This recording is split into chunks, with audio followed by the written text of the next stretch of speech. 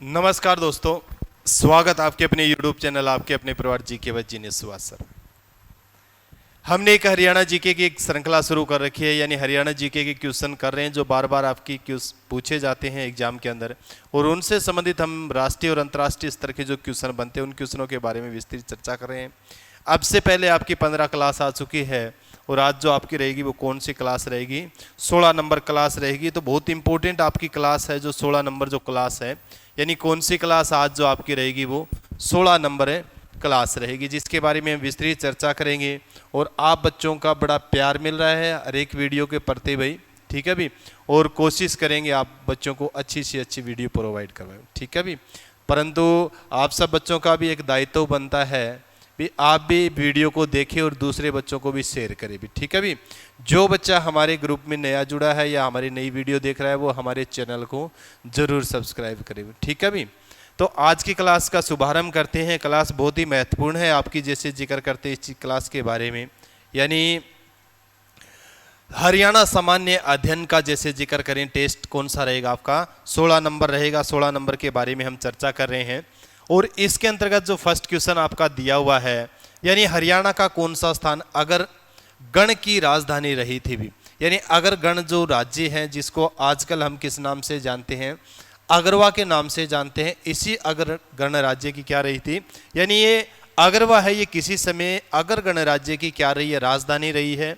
रेवाड़ी का जिक्र किया है, अगरवा का जिक्र किया है, हांसी का जिक्र किया, ये हांसी है, हिसार का जैसे जिक्र किया है। तो इनमें से कौन सा ऐसा शहर ऐसा नगर है जो अगर गणराज्य की क्या रही है, राजधानी रही है? तो आप सब बच्चे जानते हैं भी ये अगरवा जो है, ये अगरवा अगर गणराज्य की क्या रही है, राजधानी में।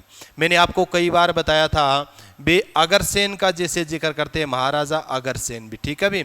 महाराजा अगरसेन ने क्या बसाया था आपका? अगरवा बसाया था भी। कई बार आपको मैंने बताया था भी अगरसेन के पिता कौन है आपके? बलवी है भी। कौन है आपके? बलवी। बलवी के दो पुत्र थे, आपको ध्यान होना चाहिए, एक अगरसेन था और एक क्या था? सूरसेन था। अगरसेन ने क्या बसाया था? अगरवा बसाया था। सूरसेन ने कौन सा बसाया था? मथुरा का जैसे जिक्र करते हैं, ठीक है भी। मथुरा के आसपास का जो क्षेत्र उनका था भी। मैंने बार बार आप सब बच्चों को कहता हूं भी जब भी आप अगरवा भ्रमण के लिए जाओ तो अगरवा में विस्तृत रूप से जो मेन हॉल है उस हॉल के अंदर अगर गणराज्य से संबंधित, महाराजा अगरसेन से संबंधित, बलबी से संबंधित, मोहम्मद गजनवी ने जो आक्रमण किया था अगरवा के ऊपर, उन सब के बारे में विस्तृत हमें जानकारी मिलती है। आप सब बच्चों से पोलाइट रिक्वेस्ट है मेरी भी जब भी आप घूमने के लिए जाओ कहीं भी, तो आप क्या है एक आनंद, यानी हम घूमने किस लिए जाते हैं भी? ताकि मानसिक जो परेशानी है या हम कुछ आनंद लेने के लिए अच्छा फील करने के लिए वहाँ पर जाते हैं, परंतु उस अच्छे फील के साथ साथ हमें उसकी ऐतिहासिकता के बारे में, उसकी महत्ता के बारे में भी, उस स्थल के बारे में जानकारी हो तो बहुत अच्छी बात है अभी। तो हम जिक्र कर रहे थे अगर गणराज्य महाराजा अगरसेन का था और इसकी राजधानी क्या थी आपकी? अगरवा थी। अगरवा आपको ध्यान होना चाहिए वराचिन किस वर्तमान में NH जो 9 है ना, राष्ट्रीय राजमार्ग नंबर 9 है, उसके ऊपर स्थित है। हिसार से 23 किलोमीटर दूरी पर स्थित ये एक नगर है, प्राचीन नगर है, हड़प्पा सभ्यता से भी संबंधित क्या है ये एक नगर है भी। तो इसके बारे में जितनी जानकारी हो उसकी बहुत इंपॉर्टेंट है। यहाँ पर महाराजा अगरसेन मेडिकल कॉलेज भी है, एक दिन मैंने पहले भी वीडियो में बताया था, कम्युनिटी पर भी आप बच्चों ने इसके बारे में पढ़ा होगा भी। हरियाणा एशिया का पहला ग्रामीणांचल का मेडिकल कॉलेज अगर कोई है तो वो कौन सा आपका? अगरवा मेडिकल कॉलेज है। तो अगरवा के बारे में आपको थोड़ी सी जानकारी होनी चाहिए और यहीं से आपको ध्यान होना चाहिए संगीत के 7 स्वर लिखे हुए, संगीत के 7 स्वर लिखे हुए क्या मिली थी? एक ईंट मिली थी। यानी संगीत के जो हमें जानकारी मिलती है हरियाणा में, तो आपको पढ़ाई आपने सुध गांव यमुनानगर में मिलती है। इसके अलावा एक ईंट मिली है अगरवा के अंदर है, उसके ऊपर संगीत के 7 अक्षर, सारे गामा पा धेनी का जैसे हम जिक्र करते हैं, तो 7 अक्षर लिखी हुई क्या मिली है? एक ईंट मिली है संगीत के बारे में, ठीक है भी। मैंने कई बार आपको बताया है भी संगीत जो है ना, संगीत का जनक किसे कहा जाता है? कई बार क्वेश्चन आया है। तो भारतीय संगीत का जो जन्मदाता है वो श्याम वेद है, यानी भारतीय संगीत का जो जन्मदाता है वो क्या है आपका? श्याम वेद है। वेद मैंने आपको बताया था, वेद का मतलब होता है ज्ञान और श्याम का अर्थ क्या होता है, गान होता है। तो भारतीय संगीत का जो जनक है वो कौन है, श्याम वेद है भी। क्या है आपका, श्याम वेद। तो क्वेश्चन था हमारा, अगर गणराज्य की जो राजधानी थी वो क्या थी आपकी, अगरवा थी। प्राचीन काल में इसको अग्रोदक के नाम से जाना जाता था। हिसार से 23 किलोमीटर दूर है, राष्ट्रीय राजमार्ग 9 के ऊपर स्थित है। ये एक हड़प्पा सभ्यता का स्थल भी है। अगरवा मेडिकल कॉलेज के बिल्कुल सामने जब आप देखोगे तो वहाँ पर एक टेला बना हुआ है जिसको ASI archaeological survey of India ने क्या कर रखा है, उसको संरक्षित कर रखा है। तो ये सब जानकारी आपको एकत्रित करनी चाहिए भी। जब कभी भी आप घूमने जाओ अगरवा तो उस टीले को भी जरूर देख के आना। उस टीले में भी बड़ी प्राचीन दीवारें जो खोदी हुई है ASI archaeological survey of India के द्वारा। शीतला माता का मंदिर भी है यहीं पर भी, ठीक है। तो ये चीज आप ज्ञात करो। नेक्स्ट क्वेश्चन के बारे में चर्चा करते हैं। नेक्स्ट क्वेश्चन जो आपका दिया हुआ है, हरियाणा की दूसरी राजकीय भाषा कौन सी थी भी, कौन सी है भी, ठीक है भी। अभी का जिक्र किया है, यानी हरियाणा की दूसरी राजकीय भाषा कौन सी है, अब जैसे जिक्र किया है। ऑप्शन दिया है, हिंदी है, पंजाबी है, तमिल है, या फिर मलयालम का जैसे जिक्र किया है। तो आप सब बच्चे जानते हैं हमारी दूसरी जो राजकीय भाषा है वो क्या है आपकी, पंजाबी है। प्रथम का जिक्र करें तो प्रथम क्या है, हमारी राजकीय जो भाषा है हिंदी है। प्रथम हमारी हिंदी है, जबकि दूसरी राजकीय भाषा कौन सी आपकी, पंजाबी है। पंजाब की प्रथम जो भाषा है राजकीय भाषा वो पंजाबी है, जबकि हरियाणा की दूसरी राजकीय भाषा पंजाबी है, ठीक है भी। मैंने कई बार आपको बताया है हिंदी आपकी यानी जैसे जिक्र करते हैं राष्ट्रीय भाषा तो नहीं कह सकते, हिंदी को राजकीय भाषा है भी। भारत की राजकीय भाषा क्या है, तो भारत की राजकीय भाषा क्या रहेगी आपकी, हिंदी रहेगी। और हरियाणा की भी राजकीय भाषा कौन सी है, तो हिंदी है भी, ठीक है भी। हिंदी आप सब बच्चे जानते हैं राष्ट्रभाषा नहीं है। अनुच्छेद 343 का जब हम जिक्र करते हैं तो उसमें इसको राजकीय भाषा का दर्जा दिया हुआ है।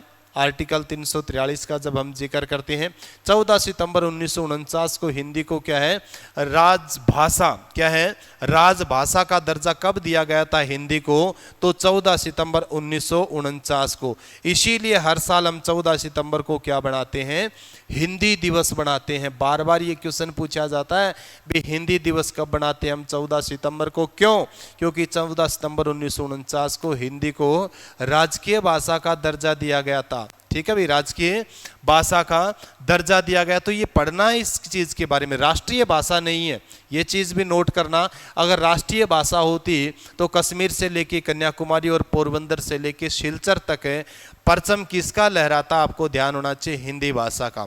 जबकि आप सब बच्चे जानते हैं जो बच्चा दक्षिणी भारत में गया है, दक्षिण भारत में और पूर्वोत्तर भारत में हिंदी को मतलब बहुत कम इज्जत देते हैं लोग। क्यों, क्योंकि वहाँ की रीजनल लैंग्वेज है, क्षेत्रीय भाषा है, इसलिए हिंदी को कम पढ़ते हैं और कम समझते हैं वो लोग, ठीक है भी। जबकि उत्तर भारत में हम जिक्र करें तो उत्तर भारत में हिंदी का क्या है, प्रभाव है। हम जिक्र कर रहे थे हरियाणा की दूसरी राजकीय भाषा का, जैसे जिक्र कर रहे थे। एक चीज आपको ध्यान होना चाहिए, जैसे मैंने पंजाबी का जिक्र किया था, हर एक भाषा की लिपि का आपको ध्यान होना चाहिए। तो हिंदी भाषा जो है इसकी लिपि क्या है, आपको ध्यान होना चाहिए, देवनागरी। यानी हिंदी भाषा की लिपि क्या है, देवनागरी है। इसी तरीके से पंजाबी भाषा की जो लिपि है वो गुरुमुखी है भी, क्या है, गुरुमुखी है। इसलिए मैंने जिक्र किया है भी, एक बार ये क्वेश्चन आपका पूछा हुआ है भी पंजाबी जो भाषा है उसकी लिपि क्या है, गुरुमुखी है भी, क्या है, गुरुमुखी है। अब एक चीज आपको ध्यान होना चाहिए, हरियाणा की कुछ समय के लिए बंसीलाल सरकार थी उस समय, बंसीलाल के समय में हरियाणा की जो राजकीय भाषा क्या बना दी थी आपकी, तमिल बना दी थी भी। ये भी आपको ध्यान, तमिल जो ऑप्शन दिया हुआ है ना, तो आपको ध्यान होना चाहिए हरियाणा की क्या है भाषा तमिल बना दी थी। किसके का शासन काल में, तो आपको ध्यान होना चाहिए बंसीलाल के, ठीक है भी। ये क्वेश्चन कई बार पूछा गया है भी, किस मुख्यमंत्री के कार्यकाल के दौरान हरियाणा की दूसरी राजकीय जो भाषा थी वो कौन सी थी, तमिल थी। तो बंसीलाल के समय में, ठीक है। तो तमिल आपको ध्यान होना चाहिए, तमिल भारत के किस राज्य की राजकीय भाषा है, तमिलनाडु की भी, किसकी है, तमिलनाडु। ये भी आपको ध्यान होना चाहिए। तो तमिलनाडु भारत का एक राज्य है जिसकी राजधानी क्या है, चेन्नई है, जिसको मद्रास के नाम से भी जानते हैं। तो तमिलनाडु में क्या बोली जाती है? तमिल बोली जाती है, तमिल भाषी लोग हैं। मैं बार बार आप सब बच्चों से कहता भी हूँ इस चीज़ के बारे में भी तमिलनाडु का जो प्रभाव है वो किसकी तरफ है? श्रीलंका की तरफ है। श्रीलंका में भी कौन से लोग हैं? तमिल लोग हैं भी, ठीक है, तमिल लोग हैं। तो तमिल भी हरियाणा की क्या बनी थी? राजकीय भाषा बनी थी, ये चीज़ आप नोट करो। उसके बाद में मलयालम का जैसे जिक्र करते हैं, ये केरल राज्य की राजकीय भाषा है भी। केरल राज्य की राजकीय भाषा क्या है? तो केरल राज्य की राजकीय जो भाषा जैसे आप पढ़ते हो ना, तो केरल राज्य की राजकीय जो भाषा है वो कौन सी? आपकी मलयालम है। कई बार आपको मैंने बताया है भी मलयालम को आप उल्टा सुल्टा कैसे लिखो, आपका नाम क्या बनेगा? मलयालम। मैं ल या ल मैं ल या ल मैं, यानी उल्टा सुल्टा कैसे लिखोगे इसको? मलयालम में लिखा जाएगा। और एक चीज और नोट करनी है आप सब बच्चों को, इंग्लिश में भी ऐसा ही है। इंग्लिश में इसको ऐसे लिखोगे मलयालम में, तो इंग्लिश में उल्टा सुल्टा कैसे लिखो? मलयालम में लिखा जाएगा। किस राज्य की राजकीय भाषा? ये केरल की है। मैंने कई बार आपको बताया है भी केरल को केरलम कहा जाता है। क्या कहा जाता है? केरलम।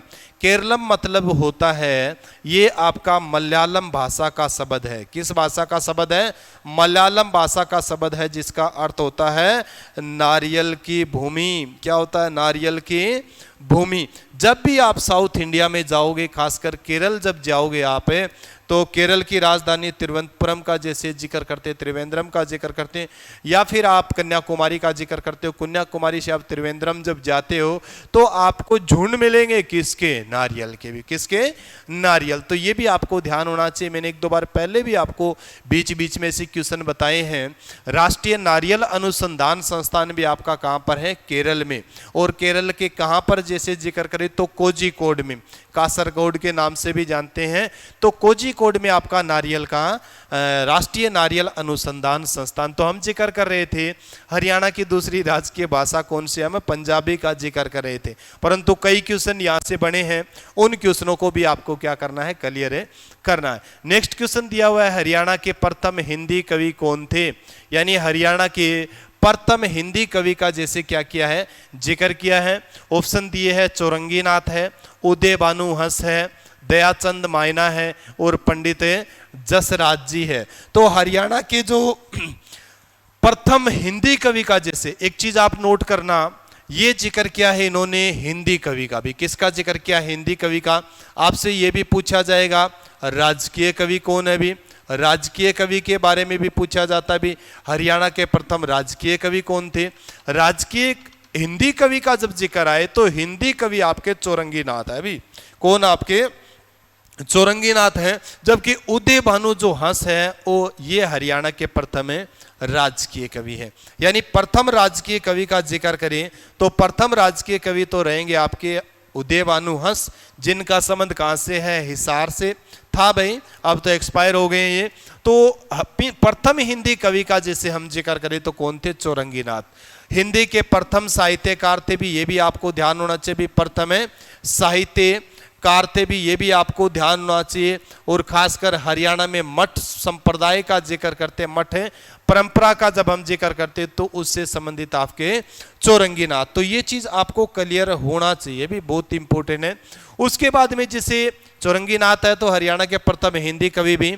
जिक्र करें जैसे उदय भानु हंस के बारे में मैंने आपको बताया है भी, उदय भानु हंस जो है ये हरियाणा के प्रथम राजकीय कवि है भी, हरियाणा के प्रथम राजकीय कवि है। ये चीज आपको क्लियर होना चाहिए। प्रथम राजकीय कवि उदय भानु हंस है। संबंध कहां से था इनका? हिसार से। देशा में देश हरियाणा, देशा में देश हरियाणा किसकी रचना है? तो आपके उदय भानु हंस की है। ये चीज भी आपको क्लियर होना चाहिए। अब नेक्स्ट ऑप्शन दे रखे आपका दयाचंद मायना है। मैंने कई बार आपको बताया है भी दयाचंद मायना जो है इसको हरियाणा का जॉन मिल्टन कहा जाता है भी। क्या कहा जाता है? हरियाणा का जॉन मिल्टन कहा जाता है। बहुत इंपॉर्टेंट क्वेश्चन है, कई बार इसको क्वेश्चन को पूछा है। हरियाणा का जॉन मिल्टन किसे कहा जाता है? दयाचंद मायना को कहा जाता है भी। और हरियाणा के एकमात्र ऐसे कवि हैं जिन्होंने राष्ट्रीय कवि का दर्जा हासिल किया। नेक्स्ट एग्जाम में ये क्वेश्चन आपका बनता है, पूछा भी जाएगा। यानी दयाचंद मायना हरियाणा के एकमात्र, ठीक है भी, एक मात्र कवि रहे हैं जिन्होंने राष्ट्र कवि का दर्जा हासिल किया था। भी राष्ट्र कवि, तो राष्ट्र कवि का दर्जा हासिल करने वाले जो थे, दर्जा हासिल करने वाले आपके कवि जो रहे हैं वो दयाचंद मायना रहे हैं। रोहतक के किस गांव से संबंध रखते थे? रोहतक के मायना गांव से संबंध रखते थे। और खास करके इनकी कई रचनाएं थी। इनकी रचनाओं का जैसे जिक्र करें, प्रसिद्ध नाटक रहा है इनका सुभाष चंद्र का जैसे जिक्र करें, ठीक है। और इनकी एक राष्ट्रीय स्तर पर जो चर्चित हुई सबसे ज्यादा रागनी का जब हम जिक्र करते, पानी आरी पानी प्यादे, पानी आरी पानी प्यादे आज भी क्या है, यानी उस समय इन्होंने ये लिखी थी, आज भी क्या है ये बहुत प्रसिद्ध है, ठीक है भी। तो राष्ट्रीय स्तर पर ये बड़ी चर्चित हुई थी पानी वाली पानी प्यादे। ये रागनी भी किसके द्वारा लिखी हुई थी? दयाचंद मायना के द्वारा लिखी हुई थी। इंपॉर्टेंट है, दयाचंद मायना के बारे में एक बार क्वेश्चन पूछा गया था, वे हरियाणा के किस जिले से संबंध रखते हैं? तो रोहतक जिले से क्या ये संबंध रखते हैं, जिन्होंने राष्ट्रीय कवि का भी क्या किया है? दर्जा हासिल किया है। इंपॉर्टेंट है। नेक्स्ट जो दिया हुआ है, जैसे ऑप्शन दिया हुआ है, पंडित जसराज का जैसे जिक्र किया है, किसका जिक्र किया है? पंडित जसराज। तो पंडित जसराज जी के बारे में भी कई बार क्वेश्चन रिपीट हुए हैं। मैंने आपको बताया है भी जितने भी आपके ऑप्शन दिए हो ना, उन ऑप्शनों से भी आपको क्या बनाने हैं? क्वेश्चन बनाने हैं। तो पंडित जसराज जी है, इनसे संबंधित भी एक बार तो पूछा गया था भी ये किस घराने से संबंध रखते हैं? किस घराने से संबंध रखते हैं? तो किस घराने से? मेवाती घराने से संबंध रखते हैं। एक बार पूछा गया था भाई पंडित जसराज जी का जन्म कहाँ हुआ था? तो इनका जन्म हुआ था, ऑप्शन पूछते हैं, जैसे हिसार दिया होता है और एक क्या दिया होता है आपका? फतेहाबाद भी, ठीक है भी। तो इनका जन्म है, मोस्टली एचएसएससी ने जो पूछा है वो क्या बताया है? हिसार बताया है। क्या बताया है? हिसार। और आपको पता भी है भी 15 जुलाई 1997 से पहले अगर हम देखें तो ये हिसार के अंतर्गत आता था, फतेहाबाद में, ठीक है भी। परंतु वर्तमान परिदृश्य से अर्थात 1997 का जब हम जिक्र करें, 1997 के बाद सुधार करना चाहिए, एचएसएससी को पता होना चाहिए इस चीज के बारे में। ये पीली मंदोरी में इनका जन्म हुआ था। अभी कहां पर इनका जन्म हुआ था? पंडित जसराज जी का जन्म हुआ था पीली मंदोरी भी, ठीक है भी। पीली मंदोरी जो पड़ता है ना, ये पहले तो हिसार में आता था, परंतु वर्तमान में किस जिले के अंतर्गत आता है? ये फतेहाबाद जिले के अंतर्गत। तो मैंने कई बार आपको बताया भी है, अगर आपको ऑप्शन मिले, जैसे क्या 4 ऑप्शन में मिले आपको, जैसे आप फतेहाबाद दिया हुआ है, हिसार दिया हुआ है, हिसार के बाद में जींद दिया हुआ है और आपका रोहतक दिया हुआ है, तब आपको फतेहाबाद सही करना है। अगर फतेहाबाद ना दे रखा हो तब आप हिसार को क्या करोगे? सही करोगे। ये चीज आपको क्लियर होनी चाहिए भी, ठीक है भी। तो बहुत इंपॉर्टेंट है। हरिदास इनको सम्मान भी मिला हुआ है भी, कौन सा? हरिदास, ठीक है भी। संगीत के क्षेत्र में बहुत महत्वपूर्ण जो सम्मान है, हरिदास इनको सम्मान दिया गया था। सवर सम्राट के नाम से भी इनको जाना जाता है। किस नाम से? सवर सम्राट, ठीक है भी। तो सवर सम्राट के नाम से भी किसे जाना जाता है? पंडित जसराज जी को जाना जाता है। मेवाती घराने से संबंध रखते थे। ये चीज भी आपको क्लियर होना चाहिए। 2020 में क्या हो गया? इनका निधन हो गया। अभी 2020 यानी 17 अगस्त 2020 को भी, 17 अगस्त 2020 में क्या हो गया? इनका निधन हो गया। ये चीज भी आपको क्लियर होना चाहिए। इसके बाद में ये एक ऐसे शास्त्रीय संगीत से जैसे जुड़े हुए हैं, ये भी आपको ध्यान होना चाहिए। तो इनके नाम पर है जो अंतर्राष्ट्रीय खगोल संघ जो है ना, अंतर्राष्ट्रीय खगोल संघ ने एक हिन ग्रह अर्थात तो सुदर ग्रह का नाम भी इनके नाम पर रखा है भी। तो आपको ध्यान हो इस चीज के बारे में। मंगल और बृहस्पति ग्रह के बीच में सुदर जो ग्रह दिए हुए हैं, उन सुदर ग्रहों में से एक सुदर ग्रह का नाम जो है वो किन के नाम पर है? पंडित जसराज जी के नाम पर। किसके नाम पर? पंडित जसराज जी के नाम पर रखा गया। तो ये चीज भी आपको क्लियर होना चाहिए। ग्रह क्या होते हैं, उपग्रह क्या होते हैं, ये जानकारी भी आपको होनी चाहिए भी। ग्रह सूर्य के चारों ओर चक्कर लगाते हैं उनको ग्रह कहते हैं, और ग्रहों के चारों ओर जो चक्कर लगाते हैं उनको क्या कहते हैं? हम सुदर ग्रह कहते हैं। ग्रहों की संख्या पहले 9 थी, परंतु वर्तमान समय में ग्रहों की संख्या कितनी होगी? 8 हो गई है अभी। ठीक है, यम जो ग्रह था उसका ग्रह का दर्जा क्या है? छीन लिया गया है। मैंने कई बार आपको ज्योग्राफी में इसके बारे में पढ़ाया भी है, और खास करके हम जल्दी हरियाणा इंडिया मतलब मिक्स इंडिया के जो जीके हिस्ट्री और इसमें ज्योग्राफी भी होगी, पॉलिटिकल साइंस भी होगी, मिक्स क्वेश्चनों की एक सीरीज शुरू करेंगे। उसमें मैं आपको विस्तृत रूप से उनके बारे में पढ़ाने की कोशिश करूंगा। ठीक है भी, जैसे ही समय मेरे को मिलेगा मैं एक श्रृंखला शुरू करूंगा मिक्स इंडिया जीके के जो क्वेश्चनों से संबंधित है, उन क्वेश्चनों से संबंधित हम विस्तृत चर्चा करने की कोशिश करेंगे। ठीक है भी, नेक्स्ट क्वेश्चन के बारे में चर्चा करते हैं। नेक्स्ट जो क्वेश्चन दिया हुआ है आपका, हरियाणा में प्रथम गौशाला कहां पर खोली गई थी? भी हरियाणा में प्रथम गौशाला कहां पर है खोली गई थी? गौशाला का जैसे जिक्र किया है भी, गौशाला जहां पर है गौ माता को रखा जाता है भी। क्या है? गौ माता को रखा जाता है भी। क्यों जरूरत पड़ी? ठीक है भी, क्यों जरूरत पड़ी? क्या भारत में इतनी ज्यादा गाय हैं भी उनको एक गौशाला के अंदर है रखा जाए भी, परंतु हम रखना नहीं चाहते अपने घर के अंदर। जितने दूध दिया, ठीक है, पिया, उसके बाद में चल लात मार के बाहर निकाल देते। ऐसा नहीं होना चाहिए भी। ठीक है भी, ऐसा नहीं होना चाहिए। तो प्रथम गौशाला खोली गई थी अंबाला में, रेवाड़ी में, रोहतक में या फिर सिरसा के अंदर। तो आप सब बच्चे जानते हैं रेवाड़ी के अंदर खोली गई थी 1880 में भी। ठीक है, 1880 में किसके द्वारा यहाँ पर इसकी स्थापना की गई थी? दयानंद सरस्वती के द्वारा भी। ठीक है भी, दयानंद सरस्वती। तो दयानंद सरस्वती के द्वारा हरियाणा के रेवाड़ी जिले में प्रथम क्या खोली गई थी? गौशाला खोली गई थी। ये चीज आप क्लियर करोगे। ठीक है, सिरसा ऑप्शन जैसे दिया हुआ है, सिरसा में सबसे ज्यादा गाय हैं भी। ठीक है भी, यानी सबसे ज्यादा गाय अगर आपसे पूछे भी सबसे ज्यादा गाय किस जिले में है, तो सबसे ज्यादा गाय जो आपकी रहेगी वो सिरसा में रहेगी। और सबसे ज्यादा गौशाला भी पूछे भी, सबसे ज्यादा गौशाला भी हरियाणा के किस जिले में है, तो हरियाणा के सिरसा जिले में सर्वाधिक क्या है आपकी? गौशाला है भी। ठीक है भी, तो याद होना चाहिए हरियाणा में प्रथम गौशाला कहां पर खोली गई थी? रेवाड़ी के अंदर खोली गई थी। कब? 1880 में। किसके द्वारा? दयानंद सरस्वती के द्वारा। हरियाणा में सर्वाधिक गायें किस जिले में पाई जाती है? तो आप पढ़ोगे सिरसा में। और हरियाणा में सर्वाधिक गौशाला भी हरियाणा के किस जिले में है? तो गौशाला भी जो आपकी रहेगी वो सिरसा में भी। ठीक है भी, ये चीज आपको क्लियर होना चाहिए। ये वही दयानंद सरस्वती है जिन्होंने आर्य समाज की स्थापना की थी। किसके? आर्य समाज। तो आर्य समाज के संस्थापक कौन? आपके दयानंद सरस्वती है। कब की थी? 1875 में। कहां पर की थी? बंबई में। इन्होंने कहा था वेटू वेदास, वेदों की ओर लौटो, वेदों की ओर लौटो। और इन्होंने एक रचना भी है इनकी भी, सत्यार्थ प्रकाश भी। सत्यार्थ प्रकाश किसने लिखी थी? दयानंद सरस्वती जी ने लिखी थी। मैंने आपको बताया भी था एक दिन पहले भी।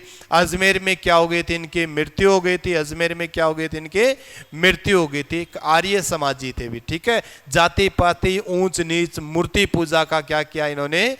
खंडन किया है। तो बहुत इंपॉर्टेंट क्या बनते हैं यहां से आपके क्वेश्चन बनते हैं। उसके बाद में नेक्स्ट जो क्वेश्चन दिया हुआ है, नेक्स्ट क्वेश्चन के बारे में चर्चा करते हैं। हरियाणा का राजकीय वृक्ष कौन सा है? हरियाणा का राजकीय वृक्ष कौन सा है? बरगद का जिक्र किया है, पीपल का जिक्र किया है, रोइड़ा है और नीम है। तो हरियाणा का राजकीय वृक्ष आपका क्या रहेगा? पीपल भी। हरियाणा का राजकीय जो वृक्ष, हरियाणा का बात कर रहा हूं मैं, राष्ट्रीय स्तर की बात नहीं कर रहा हूं, राष्ट्रीय स्तर की मैं बात करूंगा। तो हरियाणा का राजकीय वृक्ष आपका पीपल रहेगा। और भारत का राष्ट्रीय वृक्ष का जिक्र करें भी, राष्ट्रीय वृक्ष, तो राष्ट्रीय वृक्ष कौन सा है आपका? राष्ट्रीय वृक्ष आपका बरगद है भी। क्या है? बरगद है। ये चीज भी आपको क्लियर होना चाहिए। बरगद राष्ट्रीय आपका वृक्ष है। और महात्मा बुद्ध ने भी इसी वृक्ष के नीचे बैठकर, यानी बरगद के पेड़ के नीचे बैठकर ही क्या किया था? ज्ञान प्राप्त किया था, जिसको बोधि वृक्ष के नाम से भी जानते हैं। ठीक है भी, बोध गया में उन्होंने क्या प्राप्त किया था? ज्ञान प्राप्त किया था। कहां पर? आपको ध्यान होना चाहिए, महात्मा बुद्ध ने। और एक चीज आपको नोट करना है, मैंने कई बार जैसे जिक्र किया है बुद्ध पूर्णिमा का, हम जिक्र करते हैं भी। बुद्ध पूर्णिमा जो गई है पीछे, तो बुद्ध पूर्णिमा का जिक्र करोगे ना, बुद्ध पूर्णिमा क्यों महत्व है बौद्ध जगत में बुद्ध पूर्णिमा का? इसलिए महत्व है, बौद्ध जगत में भी महात्मा बुद्ध को ज्ञान भी आपको ध्यान होना चाहिए, पूर्णवासी के दिन हुआ था। और खासकर जैसे बैसाख पूर्णिमा का हम जिक्र करते हैं, बैसाख पूर्णिमा जो आपकी गई है, उनको ज्ञान भी बैसाख पूर्णिमा को प्राप्त हुआ था। उपदेश भी जैसे जिक्र करते हैं बैसाख पूर्णिमा को, और उनका महापरिनिर्वाण का जैसे जिक्र करते, देह त्याग, इन लोग के अंदर जाना भी उनका कब हुआ था? बुद्ध पूर्णिमा यानी बैसाख पूर्णिमा। इसीलिए बौद्ध जगत में ये जो बैसाख पूर्णिमा है ना, उसका बहुत ज़्यादा क्या है, महत्व है। ये बच्चे, सभी बच्चे आपको जानना चाहिए। तो राष्ट्रीय जो वृक्ष आपका कौन सा है? वैसे तो मैं बौद्ध धर्म के बारे में कोई क्वेश्चन आएगा तब आपको बताने की कोशिश करूंगा, वहाँ पर हवरीप से एक समरी जो आपको बताऊंगा, जो एज हमारे एग्जाम के तौर पर बड़ी महत्वपूर्ण बनती है। तो राष्ट्रीय जो वृक्ष कौन सा आपका? बरगद है। और हरियाणा का राजकीय वृक्ष कौन सा है? पीपल है। नीम जो है ये औषधीय पौधा है भी। क्या है आपका? औषधीय पौधा है, ये भी आपको ध्यान होना। तो औषधीय जो पौधा आपका कौन सा है? वो आपका नीम है। नीम के जो फल होता है जिसको निम्बोली कहा जाता है, वो भी बहुत महत्वपूर्ण होती है, स्वास्थ्य के लिए बहुत ही अच्छी होती है। और नीम की छाल है, नीम के पत्ते हैं, नीम की दांतुन है, ये सभी के सभी क्या है? उपयोगी है भी। ठीक है भाई, नीम के बारे में आपको ध्यान। तो एक औषधीय पौधा है आपका नीम। कड़वा जरूर होता है, दुनिया में हम जब भी पढ़ते हैं, हमारे बड़े बुजुर्ग भी कहते हैं भी कड़वी जो चीज़ होती है ना, वो हमेशा स्वास्थ्य के लिए क्या होती है? लाभदायक होती है। परंतु हम उन चीज़ों को क्या कर देते हैं? अनसुना कर देते हैं। हमारे बड़े बुजुर्ग हमें कोई अच्छी सलाह देते हैं, परंतु वो ऊपर से हमारे गुजर जाती है। क्यों? क्योंकि वो बातें कड़वी हैं। अगर उनको हम ध्येय करें, उनको अगर फॉलो करें ना, तो हम एक अच्छी अचीवमेंट प्राप्त कर सकते हैं भी, ऐसी कोई दिक्कत ही नहीं है। ठीक है, तो जो कड़वी चीज होती है ना, वो हमेशा स्वास्थ्य के लिए क्या होती है? लाभदायक होती है, परंतु हम उनको अनसुना कर देते हैं और वो हमारे सर के ऊपर से गुजर जाती है। तो नीम औषधीय पौधा है। रोइडा राजस्थान का जैसे जिक्र करते हैं, रोइडा जो है बहुत ही सुंदर फूल, बहुत सुंदर इसका होता है। राजस्थान का जैसे राजकीय वृक्ष का भी जिक्र कर सकते, खेजड़ी है राजस्थान का, तो परंतु रोइडा सर्वाधिक जो मिलता है वो कहाँ पर मिलता है? राजस्थान के अंदर। पीपल है एक ऐसा वृक्ष है जो दिन रात 24 घंटे क्या देता? ऑक्सीजन देता है। 24 घंटे ऑक्सीजन देने वाला भी कौन सा आपका? पीपल है। तो आपको ध्यान होना चाहिए इस चीज के बारे में। हरियाणा का राजकीय वृक्ष पीपल, और भारत का जो जिक्र करते हैं राजकीय वृक्ष कौन सा है? राष्ट्रीय वृक्ष जो क्या है आपका? बरगद है भी। तो इस तरह के अलग अलग बड़े महत्वपूर्ण क्या बनते हैं? आपके क्वेश्चन बनते हैं। इन क्वेश्चनों को आप कोशिश किया करो, एक कोई चीज आप पकड़ के बैठ जाओ, उससे संबंधित आपको याद होना चाहिए। कहीं से कहीं अर्जित करो उस चीज को भाई। अगर ऐसे आप क्वेश्चन बनाने सीख गए ना, फिर तो आपको कोई दिक्कत ही नहीं भी किसी भी तरीके की सफल होने की। तो आज की क्लास में इतना ही। क्लास कैसी लगी आप मेरे को कमेंट करके ज़रूर बताएं। क्लास अगर आपको अच्छी लगती है तो आप दूसरे बच्चों के भी साथ भी क्लास को शेयर किया करो। इसी के साथ सभी बच्चों को जय हिंद, जय भारत।